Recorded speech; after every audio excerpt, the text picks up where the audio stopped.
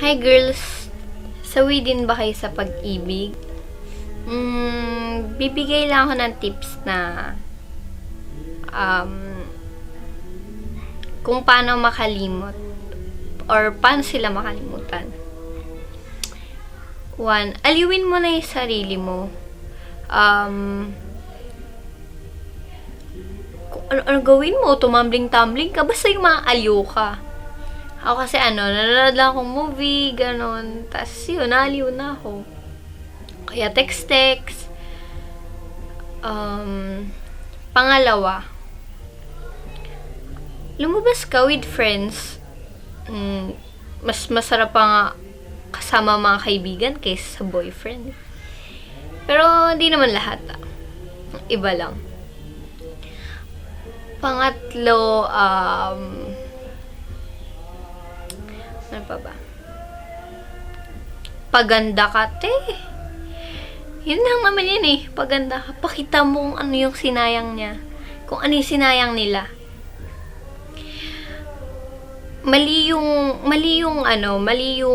gumamit ka ng ibang lalaki para lang makalimutan yung ex mo. Mali yun. Kasi hindi mo naman talaga siya makakalimutan eh. Parang sinasaktan mo lang yung sarili mo. Sasaktan mo lang yung sarili mo, sasaktan mo lang yung ex mo, tsaka sasaktan mo lang yung taong ginagawang panakipbutas mo. Alam mo yun?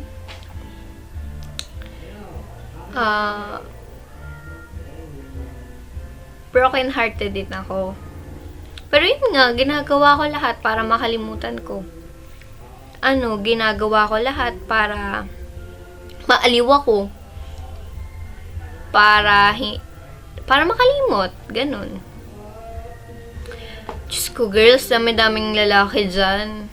At saka love can wait. Maghihintay yan. Kung gusto niya talaga, kung sincere siya talaga, maghihintay yan. Tsaka hindi yan hinahanap. Kusang darating yan. Bata pa naman tayo.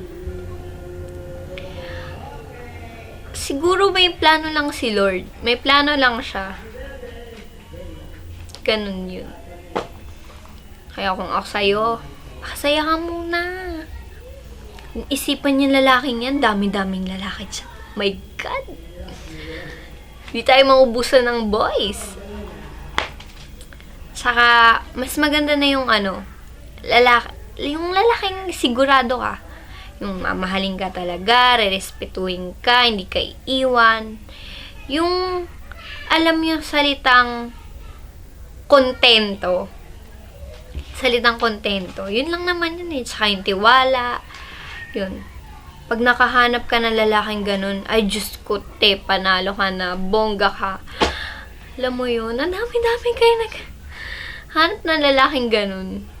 Kung ikaw may ganun, wag mo nang pakawalan. Pero kung wala pa, huwag kang maghanap. Kusang darating yan. Darating yan, sasabihin niya sa'yo. Pero, huwag kang magpapadala sa salita. Alam mo yun, yung mga lalaking mahilig lang. Salita, hindi naman ginagawa. Alam mo yung pangako ng pangako, napapako naman. Yung ganun.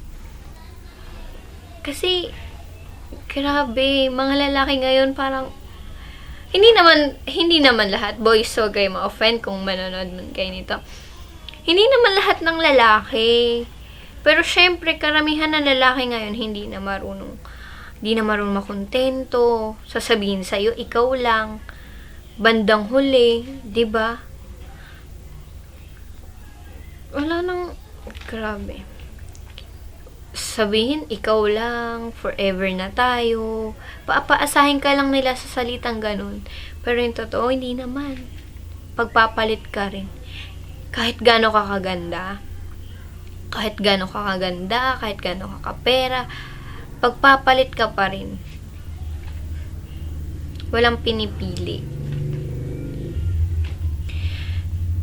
Nako, boys, magbago na kayo. My God. Grabe tingnan mo. Kaming mga girls, Kaya naman namin magbago. Sabihin nyo lang kung ano yung mali namin. Magbabago naman kami. Kung masyado kaming demanding, kung masyado kaming maarte, kung masyado kaming maldita, 'di ba?